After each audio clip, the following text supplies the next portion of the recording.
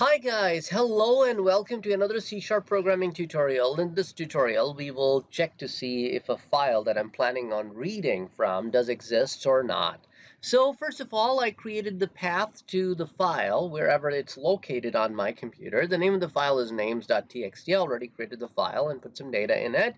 So we need to use a file built-in class from C# which belongs to system.io package. So I need to have that using statement in place, and that's how I can access the file class. It has a built-in method called exists. If you provide it with the path, which includes the file name and the file extension, it returns true if the file exists on this path.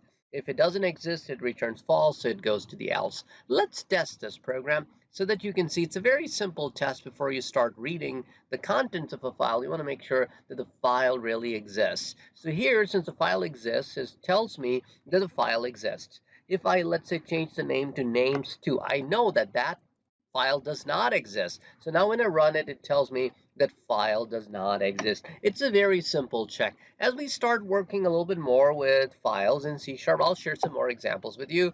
Don't forget to tell me in the comment section below how you like this tutorial and if you want to see any more tutorials with C#. Soon, we're also going to be working with some tutorials related to try-catch blocks. We're also going to be doing some tutorials on file handling.